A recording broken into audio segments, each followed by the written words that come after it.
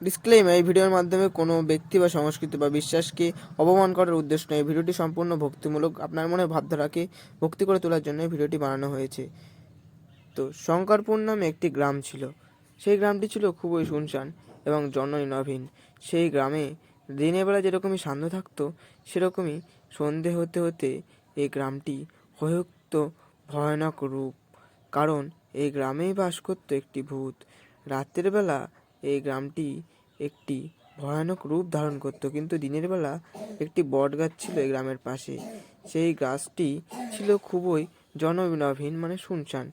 সেই গাছটির পাশ দিয়ে দিনের বেলা তো কেউ যেতই না, আর রাত্রিবেলা তো একদমই বেলা তো আরোই কেউ যেত না। কারণ এই গাছটি ছিল ভুতুড়ে গাছ। এই গাছে একটি ভূত বাস করত। সে শুধু অপেক্ষা করে থাকতো কোনো মানুষ সেখান দিয়ে আসলেই সে তার গলা টিপে ধরবে। একদিন হঠাৎ একটি সাধু এই গাছের তলাতে যাচ্ছিলেন। হঠাৎ ভূতটি তার সামনে নেমে আসলো। সাধু ভয়ে চিৎকার করে উঠলেন, কিন্তু কেউ তার চিৎকার শুনলেন না। হঠাৎ ভূতটি তার সামনে গর্জন করে তাকে খাওয়ার জন্য ধরছিল। তখন সাধু তাকে প্রাণপণে আটকানোর চেষ্টা করেও তিনি পারলেন না। পরবর্তীকালে দেখা যায় যে তিনি দৌড়াতে শুরু করলেন, ভূতও তার পিছন পিছন দৌড়াতে শুরু করলো। কিন্তু সাধু এটাই ভেবে কাটিয়ে দিলেন যে সে গ্রামের বাইরে পৌঁছে গেলে হয়তো ভূত আর তাকে ধরতে পারল না। কিন্তু এটা হলো না। সাধু গ্রামের ভিতরে চলে গেল, ভূত তার পিছন পিছন চলে এসেছিল। কারণ এই ভূতটা ছিল বিরাট মায়াবী। সে সকল শক্তিকে নিজের অধীনে করে রেখেছিল। এই ভূতটি রাত্রেবেলা মানুষজনের দরজায় গিয়ে দরজা ধাক্কা দিত, কিন্তু কেউ খুলতো না। কারণ সবাই জানতো যে নিশ্চয়ই এই ভূতটার কাজ। একটি মানুষের দরজায় সে ধাক্কা দিয়েছিল। মানুষটি বুঝতে পেরেছিল এটা সেই ভূতেরই কাজ। তখন সে ঘুমাচ্ছিল এবং সে ঘুম থেকে উঠে ভয়ে কাঁপতে লাগলো, এবং সে কিছুতেই দরজাটা খুলতে চাইল না। কারণ সে বুঝতেই পেরে যাচ্ছিল যে ভূত ছাড়া এরকম আর কেউ করতে পারে না।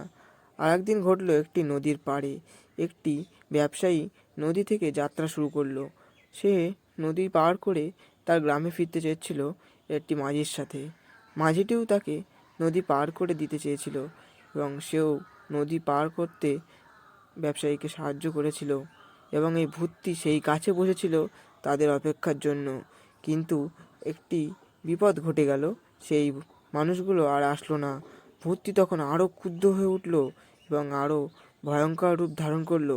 সে পরের দিন একটি সাধুকে নদী পার হতে দেখলো। সে সাধুটি নদী থেকে এই পারে, মানে এই শঙ্করপুর গ্রামে চলে এসেছিল। তখন সেই সাধুটি নদী পার করে অবশ্য যখন ঘাটে পৌঁছলো, তখন সে গ্রামে পৌঁছেছিল এটা ঠিক, কিন্তু সে তার সাথে একটি ভয়ঙ্কর সুখবর নিয়ে এসেছিল। অর্থাৎ সে বুঝতে পেরেছিল যে গ্রামে আসার সময়ই তার কোনো অনিষ্ট হবে। মাঝি তাকে বলেছিল, আপনি এই গ্রামে এসে একদমই ঠিক করেননি। তখন মাঝি নৌকা থেকে ধীরে ধীরে নেমে গেলেন। নেমে গিয়ে তিনি পাড়ে উঠে সেই মাঝিকে একটি কথা বলতে লাগলেন। তিনি কথাটি বললেন এই যে, আমি এই গ্রামে এসেছি নিশ্চয়ই ঈশ্বরের কামনার জন্য এসেছি। ঈশ্বরের ইচ্ছা না থাকলে এই গ্রামে কেউ আসতে পারে না। অর্থাৎ ঈশ্বর আপনাকে যেই পথে নিয়ে যাবে আপনাকে সেই পথেই চলতে হবে। আপনি চেলেই তো সব কিছু হয়ে যাবে না। তাই কখনো অযথা বিহিতের বিপরীতে, অর্থাৎ ভাগ্যের বিরুদ্ধে কখনো কোনো কাজ করতে চেষ্টা করবেন না। তখন সে সাধুটি গ্রামে পৌঁছে তার গ্রামের বাড়িতে যেতে লাগলেন। সে এত রাতে দরজা ধাক্কা দেওয়ায় কেউ তার দরজা খোলার চেষ্টা করলেন না, কিন্তু তাও তিনি দরজা ধাক্কা দিলেন। পরবর্তীকালে যখন কোনো কেউ দরজা খুললেন না, তিনি অযথা বৃথা সময় নষ্ট না করে তিনি হাঁটার উদ্দেশ্যে শুরু করলেন, তিনি কোথাও আশ্রয় পাওয়ার জন্য। কিন্তু এমন সময় ঘটে গেল একটি বড় বিপদ। তিনি যেন ভাগ্যের সেই অপরিধি কাছেই পৌঁছে গেলেন। ভাগ্য তাকে নিয়ে গেল সেই বুড়ো বট গাছের কাছে, যেখানে সেই ভূতটি থাকতো। কিন্তু সাধু তা জানতেন না, কিন্তু তিনি ছিলেন বিরাট শক্তিশালী। তিনি এটা আশঙ্কা করতে পেরেছিলেন যে কোনো অশুভ শক্তি এখানে অবশ্যই আছে। তিনি তখন একটু বিশ্রাম করার উদ্দেশ্যে বসে থাকলেন। পরবর্তীকালে তিনি শুয়ে পড়লেন, কিন্তু তিনি জানতে পারেননি সেই গাছেই এসেছিল সেই ভয়ঙ্কর ভূত, এবং সেই ভূতটি তাকে দেখে অট্টহাসি আসছিল। এবং সাধু তখন জেগে উঠলেন। জেগে ওঠার পরে ভূতটি তার সামনে নেমে এলো। সাধু তখন তাকে দেখে কোনো সাধু তাকে দেখে কোনো ভয়ই পেলেন না, কারণ তিনি বুঝতে পেরেছিলেন এই ভূতটি তার কোনো অনিষ্ট করার জন্য আসেনি। কিন্তু পরবর্তীকালে দেখা গেল ভূতটি তার মায়াবলের সাহায্যে ছুরি বের করলো এবং সাধুকে আঘাত করার চেষ্টা করলো।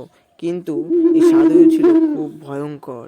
সে তার মায়াবলের শক্তি দ্বারা একটি কুমণ্ডল আবিষ্কার করলো এবং সেই কুমণ্ডলের জল ছিটিয়ে সেই ভূতটির চারপাশে ছড়িয়ে দিল, যাতে সেই ভূতটি অজ্ঞানিত হয়ে যাবে এবং বা মারাও যেতে পারে। সাধুটি পরবর্তীকালে ভূতটিকে মেরে ফেলে সেখান থেকে চলে গেলেন, কিন্তু ভূতটি মরল না। সাধু বুঝলেন ভূতটি মারা গেছে, কিন্তু যখন সাধু চলে গেলেন ভূতটি জেগে উঠল এবং সে তার মায়াবলের শক্তি দ্বারা সাধুর ওপর আঘাত করার চেষ্টা করলো এবং সে সাঁতার কেটে গাছে উঠে গেল। সে গাছে উঠতে উঠতে এটাই ভাবছিল যে সাধুকে সে মারবেই। পরবর্তীকালে সেই রাতটি একটি ঘুণাক্ষরে কেটে গেল এবং পরের দিন সকালবেলা সেই সাধু আবার হাঁটতে হাঁটতে এখানে এলেন। তিনি এখানে এসে চমকে গেলেন, দেখতে পেলেন যে সেই ভূতটি সেখানে নেই। তিনি বুঝতে পেরেছিলেন যে ভূতটি বেঁচে গেছে এবং ভূতটি খুবই শক্তিশালী। পরের দিন সেখানে গ্রামের বাইরে একটি ছাগল বাঁধা ছিল। ছাগলটি নিজের মতো ঘাস খাচ্ছিল এবং তার বাচ্চাদের সাথে খেলা করছিল। পরবর্তীকালে এই বাচ্চা ছাগলটি হারিয়ে গিয়েছিল তার মায়ের কাছ থেকে।